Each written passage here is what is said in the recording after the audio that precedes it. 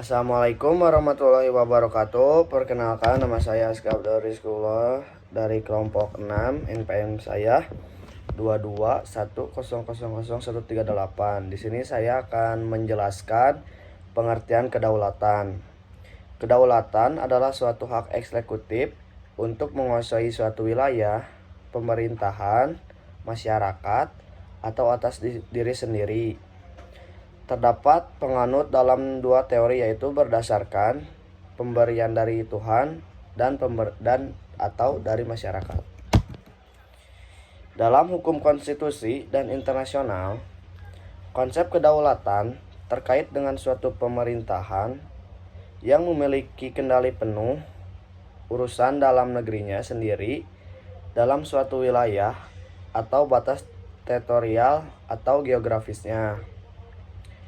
Dan dalam konteks tertentu terkait berbagai organisasi atau lembaga yang memiliki yurisdiksi hukum sendiri. Penentuan apakah suatu etnis merupakan suatu entitas yang berdaulat bukanlah suatu yang pasti, melainkan seringkali merupakan masalah sengketa diplomatik. Beberapa pemikiran mengenai kedaulatan dan pemegang kedaulatan suatu negara setelah Revolusi Prancis dikemukakan oleh Jean-Jacques Rousseau dalam karyanya Du Contrat Social ou Principes du Droit Politique, atau mengenai kontrak sosial atau prinsip-prinsip hak politik, membagi tingkat kedaulatan menjadi dua, yaitu de facto dan de jure. Assalamualaikum warahmatullahi wabarakatuh. Saya Muhammad Lutfi Saputra akan menjelaskan unsur-unsur kedaulatan. Unsur kedaulatan dibagi menjadi tiga. Yang pertama, adanya rakyat.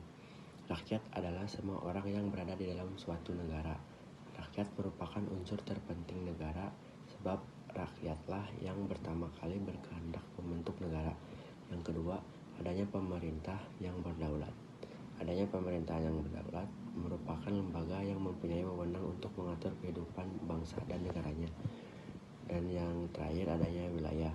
Wilayah negara adalah wilayah yang memiliki batas-batas di tempat negara tersebut melaksanakan kedaulatannya. Luas wilayah atau sempitnya wilayah yang dimiliki negara tidak menjadi persoalan bagi negara dan rakyatnya. Ada negara yang wilayahnya luas dan ada juga negara yang wilayahnya sempit. Wilayah negara meliputi daratan, lautan, dan udara.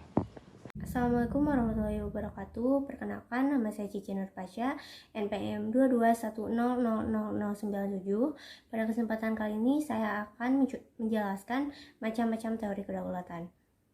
Macam-macam teori kedaulatan terbagi menjadi 4. Yang pertama, teori kedaulatan Tuhan, kedua teori kedaulatan raja, ketiga teori kedaulatan negara, dan yang terakhir teori kedaulatan hukum dan rakyat. Yang pertama, teori kedaulatan Tuhan. Teori kedaulatan ini, kekuasaan tertinggi dalam suatu negara berasal dari Tuhan. Dalam teori ini perlu diketahui bahwa perintah dan kekuasaan pemimpin negara dianggap sama dengan apa yang diberikan Tuhan. Karena dipercaya dan dipilih beberapa orang secara kodrat mampu memimpin kekuasaan sekaligus menjadi wakil Tuhan di dunia ini. Yang kedua, teori kedaulatan raja. Teori kedaulatan raja menganggap raja sebagai jelmaan dari kehendak Tuhan atau sebagai wakil Tuhan yang bertugas mengurus segala hal terkait kehidupan duniawi. Kekuasaan tertinggi berada di tangan raja. Raja berhak berkuasa secara mutlak dan absolut sehingga apapun bisa dilakukan oleh raja, baik bertindak tirani ataupun tidak tunduk pada konstitusi. Yang ketiga, teori kedaulatan negara. Dalam teori ini, suatu negara berdaulat penuh dan menjadi lembaga tertinggi dalam kehidupan masyarakat. Jadi, negara memegang kuasaan penuh atas sistem pemerintahan yang ada di negara tersebut, sehingga tidak ada yang lebih tinggi dari negara termasuk hukum yang ada di negara, karena hukum buatan dari negara. Assalamualaikum warahmatullahi wabarakatuh. Perkenalkan, nama saya Yuda Pangestu dari NPM 221000139. Di sini saya akan menjelaskan teori kedaulatan hukum dan rakyat. Teori hukum. Teori hukum kedaulatan ini menjelaskan bahwa kekuasaan tertinggi patuh dan tunduk pada hukum. Hukum memiliki derajat tinggi dalam kekuasaan dan dipandang sebagai sumber dari segala kekuasaan dalam negara. Teori rakyat. Teori rakyat kedaulatan ini memiliki kekuasaan tertinggi berada di tangan rakyat. Oleh karena itu, legitimasi atau pemilihan wakil rakyat dalam pemerintahan berasal dari rakyat. Terima kasih.